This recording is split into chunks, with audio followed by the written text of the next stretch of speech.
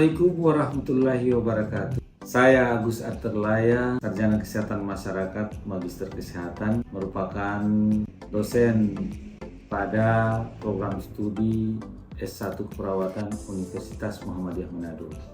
Saat ini akan membawa materi kuliah tentang keselamatan pasien dan kesehatan kerja, pertemuan secara luring dengan bobot 3 SKS yang terdiri dari teori 2 SKS dan praktek 1 SKS. Pertemuan kali ini membahas tentang membedakan berbagai risiko dan hazard kesehatan, keselamatan kerja dalam setiap tahap pemberian asuhan keperawatan.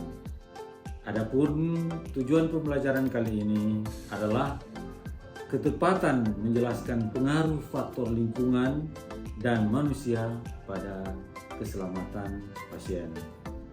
Materi pembelajaran yaitu pengaruh faktor lingkungan dan manusia pada keselamatan pasien. Assalamualaikum warahmatullahi wabarakatuh. Waalaikumsalam warahmatullahi wabarakatuh. Baik, pada kesempatan ini adalah merupakan pertemuan kita yang kedua, dan pada minggu yang lalu kita telah membahas tentang prinsip dan konsep keselamatan pasien. Semoga adik-adik sekalian masih ada yang mengingat pelajaran yang lalu. Masih ada yang ingat? Baik, saya ingin mencoba. Ada 7 langkah dalam prinsip kesehatan keselamatan pasien. Kira-kira ada yang bisa menjawab? Angkat tangan. Silakan yang pertama. Baik, namanya siapa? Ya, silakan jawab. Boleh. Berdiri saja. Terima kasih atas kesempatan yang diberikan. Nama saya Budi Amanda. Saya akan menjawab pertanyaan Bapak. Yang pertama, membangun kesadaran akan nilai keselamatan pasien. Baik, silakan. Masih ada lagi yang lain? Saya Bapak. Iya, silakan. Namanya siapa? Perkenalkan, nama saya Putri Sakrana. Sini saya akan menjawab pertanyaan Bapak. Yang kedua, memimpin dan mendukung staf. Pemimpin dan mendukung staf. Ya, benar. Saya kira cukup ya. Mudah-mudahan pertemuan kita yang lalu bisa terekam dengan baik dan bisa betul-betul kita pahami. Kita masuk pada materi hari ini adalah pengaruh faktor lingkungan dan manusia pada keselamatan pasien. Kita ketahui bersama bahwa keselamatan pasien adalah merupakan hal yang sangat penting bagi kita sebagai tenaga perawat atau tenaga kesehatan. Oleh karena itu, ini menjadi hal yang penting guna menjadi perhatian bagi setiap perawat yang nantinya bekerja di ruangan. Itu ada 3 unsur paling utama, yaitu kalau kita bicara tentang faktor lingkungan, pengaruh lingkungan dan manusia, berarti kita akan bicara lingkungan dan manusia. Maka kita ketahui bersama apa yang dimaksud dengan lingkungan. Ada yang boleh jawab? Ya, boleh, silakan. Lingkungan apa yang berada di luar diri kita, itulah lingkungan. Kira-kira kalau orang bicara kita bahagi agar lebih terkonsentrasi, kira-kira bisa dipilah menjadi berapa? Ada 3. Masih SMA, pernah dapat tentang lingkungan? Pernah. Ya. Apa yang 3 itu? Adalah biotik, biotik, sosial budaya. Kita bicara tentang biotik. Apa yang dimaksud dengan biotik? Biotik. Ayo jawab. Ada? Ya, silakan. Namanya siapa?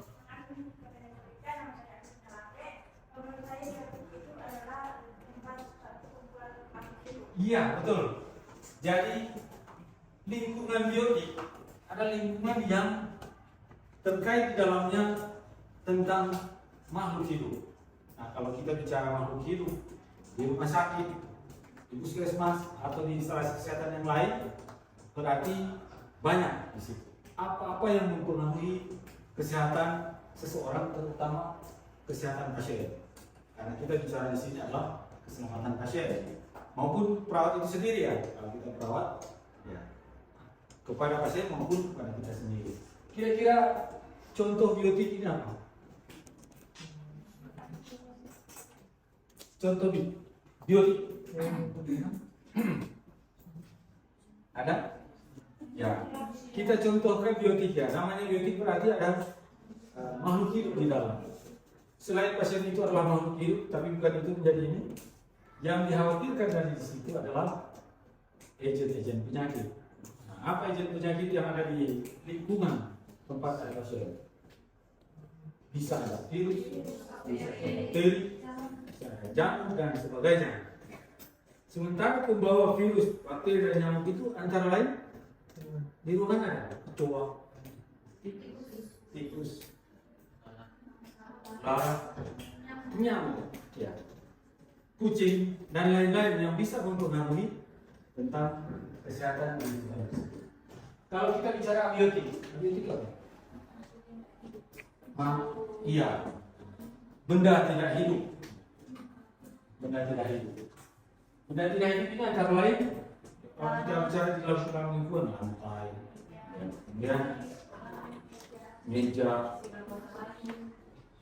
sinar di dalam ruangan, lampu ya. Karena ini sangat berpengaruh kepada perawat maupun kepada pasien juga ya, dalam melakukan pelayanan. Kemudian sosial budaya.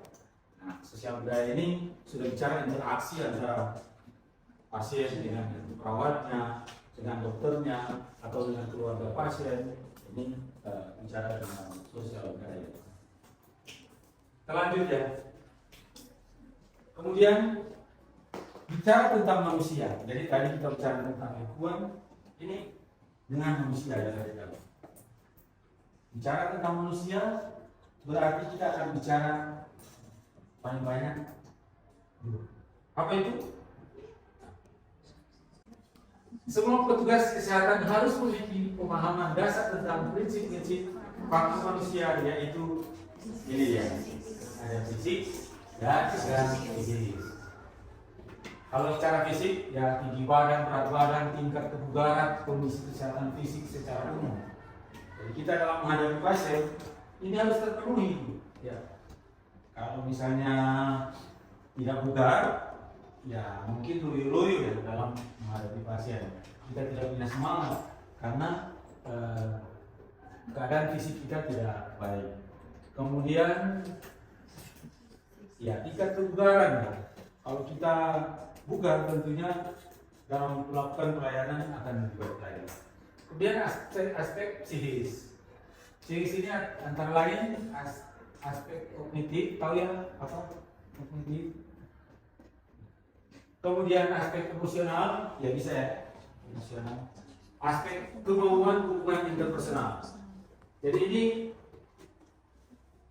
tentang pengetahuan kita. Kemudian kalau kita sudah berpengetahuan, tapi emosi kita juga penting.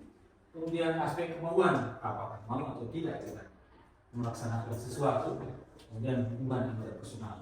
Kita dengan pasien, kita dengan dokter, dokter dengan pasien, dan seterusnya yang berada di dalam. Ini sangat mempengaruhi ya manusia. Pentingnya faktor manusia pada keselamatan pasien. Ini yang paling ditakutkan adalah human factor, hubungan antara manusia dan sistem, dan bagaimana mereka berinteraksi dengannya. Berfokus pada peningkatan efisiensi, kreativitas, produktivitas, dan kepuasan pekerjaan dengan tujuan meminimalkan kesalahan. Karena satu kali terjadi kesalahan atau kegagalan melakukan prinsip human factor merupakan aspek kunci kejadian paling buruk dalam perawatan kesehatan. Satu kali salah berarti itu adalah paling buruk ya, kejadian paling buruk. contoh kesalahan yang bisa terjadi apa? Kira-kira pemberian obat. Ya, kalau dokter sudah berikan sesuai resep ya, ini. Kemudian karena tengah malam perawat bangun tiba-tiba teringat ini, ya bahwa dia suntikan obat yang bukan untuk pasien itu, atau tidak. Itulah luar biasanya ya human faktor ini, faktor manusia. Oleh karena itu ini perlu sekali menjadi perhatian bagi kita, terutama perawat, karena perawat akan berada selalu dengan pasien. Dokter cuma memberikan resep, tapi perawat yang selalu akan ada bersama-sama. Kalau kita bicara human factor, kita akan bicara tentang hubungan dari 3 aspek. Aspek individu di tempat kerja, sampai itu individu di tempat kerja. Perawat, oke. Kemudian tugas yang dibebankan kepada individu tersebut, tugas yang diberikan kepada seorang perawat, dan tempat kerjanya. Ini 3 aspek ini sangat mempengaruhi human factor. Ya. Individu di tempat kerja tadi, kalau kita bicara fisik, itu bicara individu. Nah, kalau dia lagi puyeng-puyeng dari rumah misalnya, ada masalah dengan suami, ada masalah dengan istri, maka biasanya ini juga menjadi faktor penyebab perawat tidak bisa bekerja dengan baik, sehingga konsentrasi emosionalnya tidak bisa terkendali dengan baik dan pelayanan akan tidak baik juga. Kalau tugas yang dibebankan kepadanya terlalu berat, ya, ini juga masalah. Atau tugas yang dibebankan kepadanya tidak dia sukai, ini juga masalah. Ya. Oleh karena itu ini harus kok antara tugas yang dibebankan dan kepada individu tersebut. Ya. Tempat kerjanya, kalau tempat kerjanya tidak membuat dia nyaman, ini bisa juga jadi error. Nah, oleh karena itu bagaimana agar supaya tempat kerjanya jadi bagus?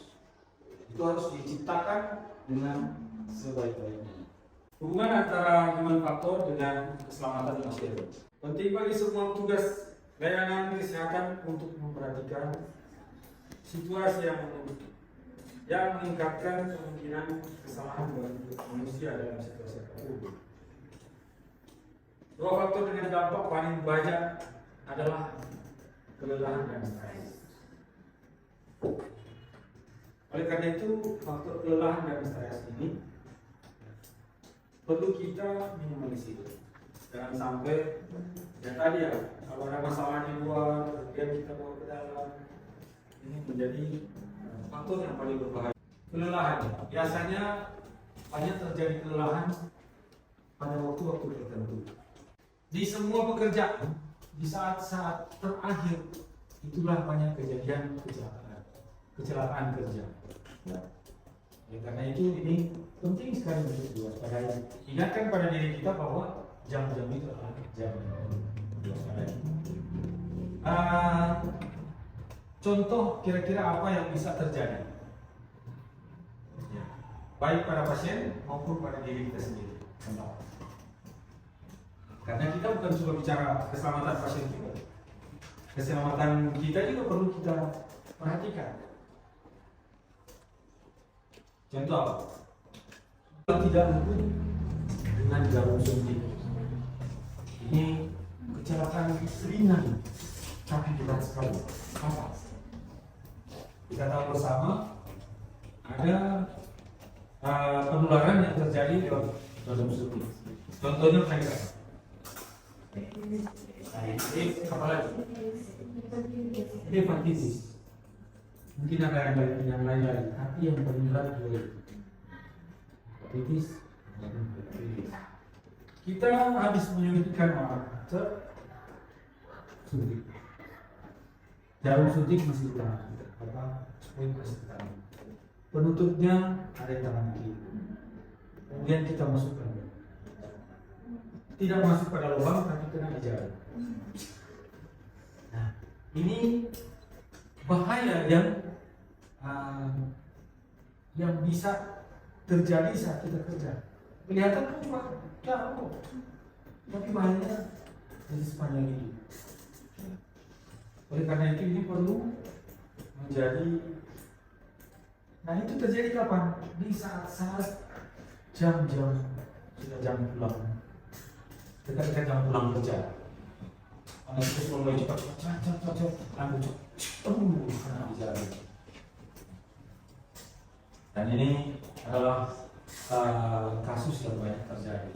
Oleh karena itu saya ingatkan ya Anda sebagai seorang perawat, kalau ada penutup jalan jangan gitu, lepas itu dia ini yang mencari.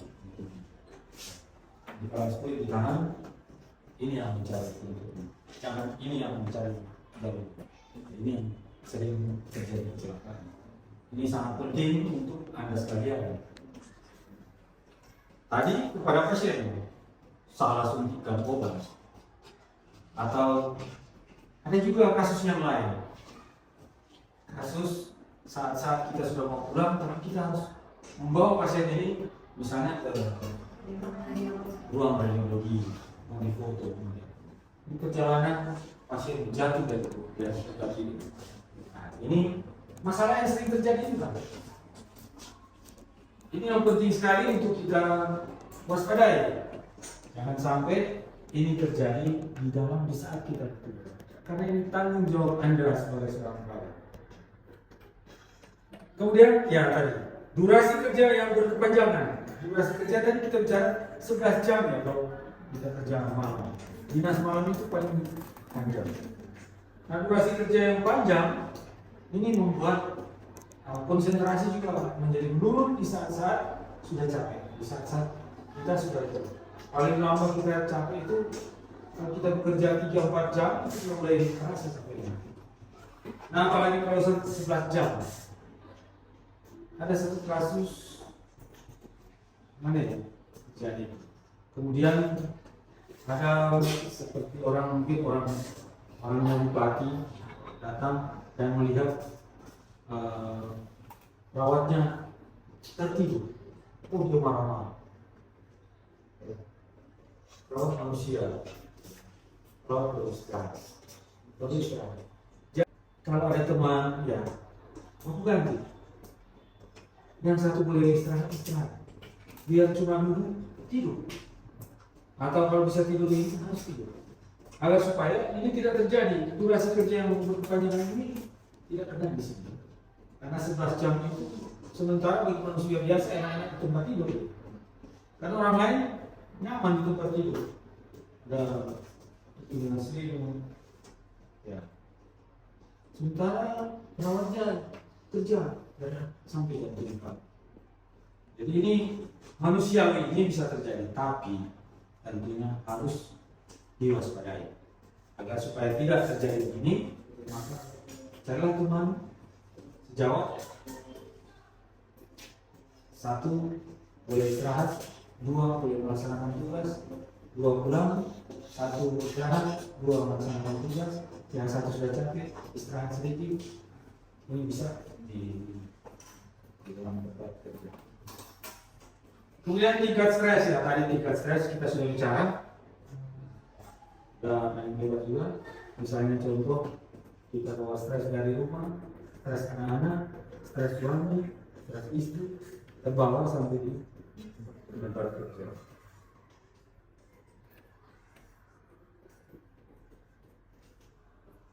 Ya, solusi agar tidak terjadi apa yang tidak kita harapkan, ya.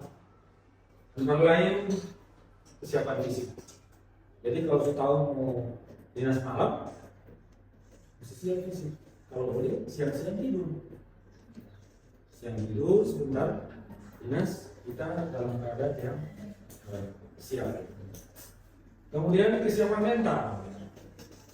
Sama ya. Kadang kita juga terlalu siap mental. Sangat semangat. Lupa bahwa sebentar harusnya kita tidur dulu.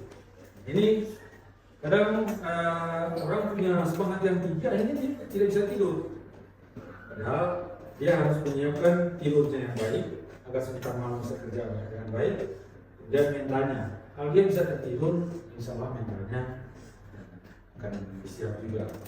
Keterampilan yang baik, misalnya Anda memasang kateter, pasang kateter. Rangkaian itu jangan sampai terputar. Ini terkait dengan keterampilan Anda, SOP. Kemudian keterampilan sesungguhnya misalnya dalam pemasangan kateter tersebut. Kalau sudah pernah pasang kateter pada perempuan, perempuan sudah pernah pasang? Sudah pernah. Sudah pernah pasang? Sudah? Pada perempuan? Sudah. Ya? Kalau cakep pada perempuan sudah. Gampang. Laki-laki, yang laki-laki sudah pernah. Ada yang belum? Ya, harus cari pengalaman itu. Karena pengalaman adalah mengasah keterampilan. Jadi kalau orang biasa pemasangan kateter, tentunya kita jadi banyak pengalaman. Ada yang mungkin rasa lucu-lucu, yang lucu-lucu lupakan dulu, karena ini orang perlu konsentrasi. Kadang-kadang orang rasa lucu kan, tidak bisa. Ini adalah pekerjaan kita harus normal. Kita hadapi pekerjaan kita itu. Kemudian taat dengan SOP. Ya, silakan. Namanya?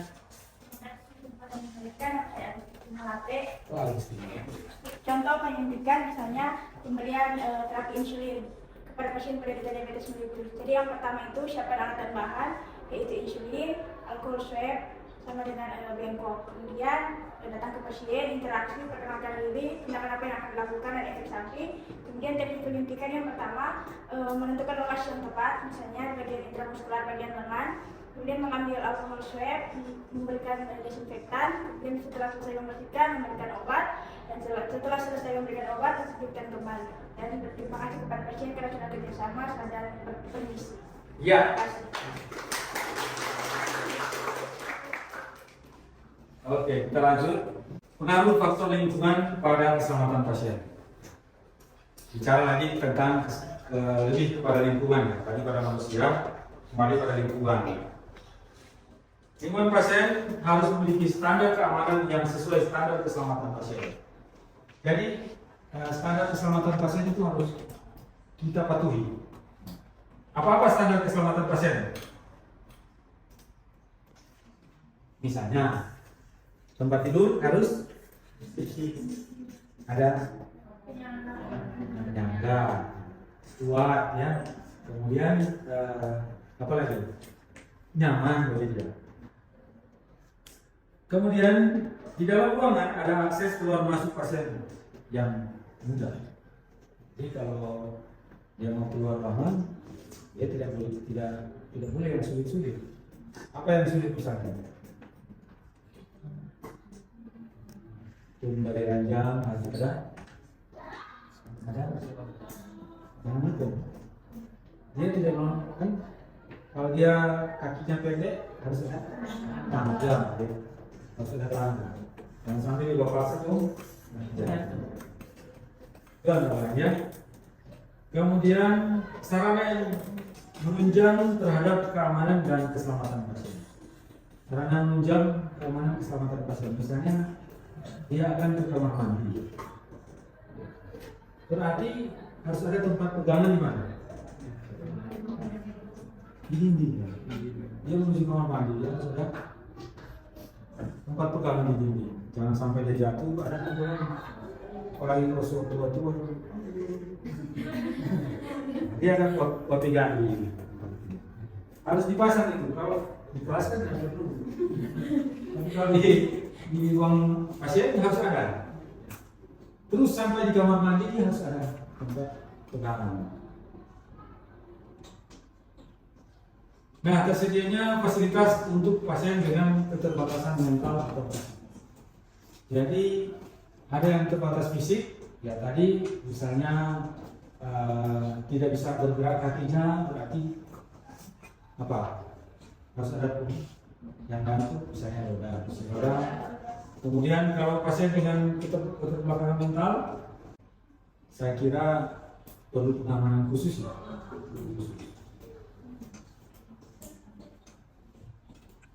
Lingkungan pasien harus memiliki standar keamanan yang sesuai standar keselamatan pasien.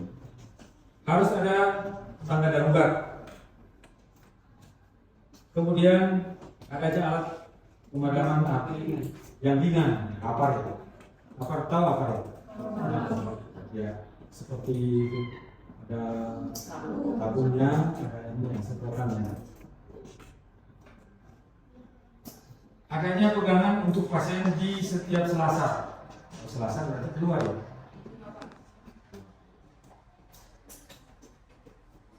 Terpasangnya bed plank di setiap tempat tidur pasien.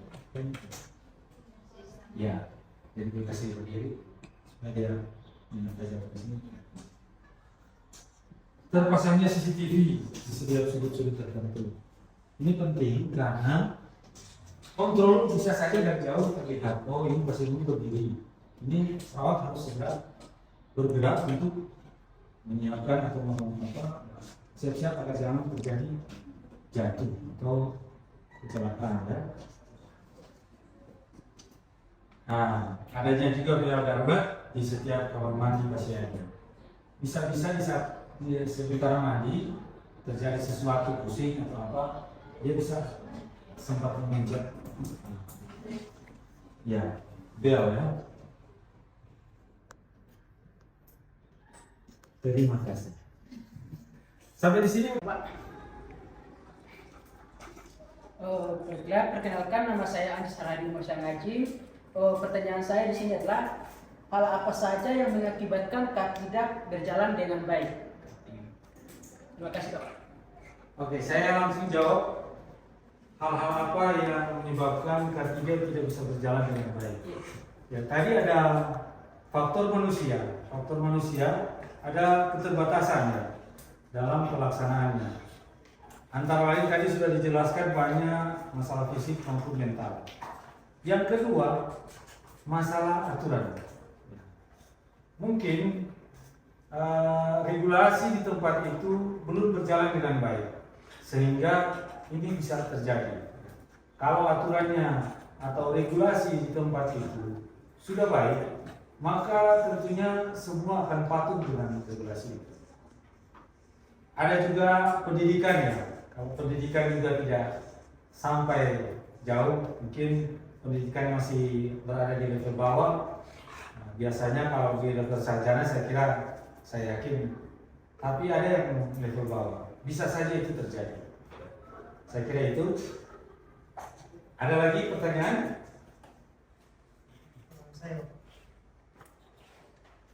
Perkenalkan, nama saya Fadil. Jadi saya ingin bertanya tentang pengelolaan stres. Jadi gimana cara kita seorang perawat mengelola stres ketika berada di lingkungan kerja? Ya. Baik, pengelolaan stres di tempat kerja. Ada banyak cara kita mengelola stres di tempat kerja. Tadi kalau pengetahuan kita bagus, ditambah dengan lingkungan kerja kita bagus, ini mudah-mudahan bisa. Tapi ada juga yang bisa kita kelola dari diri pribadi kita. Ada orang bekerja sambil mendengarkan musik. Dia senang dengan musik. Sehingga ketika dia bekerja, dia memutar musik. Ini juga salah satu bagian dari cara mengelola stres di tempat kerja. Banyak cara lain, hubungan dengan teman-teman bisa. Kalau hubungan kita baik dengan teman, stres mungkin dengan teman-teman bisa sama-sama kita tanggulangi. Saya kira itu cukup. Ada lagi pertanyaan? Kalau ada silakan. Baik. Saya kira itu dulu pertemuan kita hari ini. Kita akhiri dengan wassalamualaikum warahmatullahi wabarakatuh. Waalaikumsalam warahmatullahi wabarakatuh.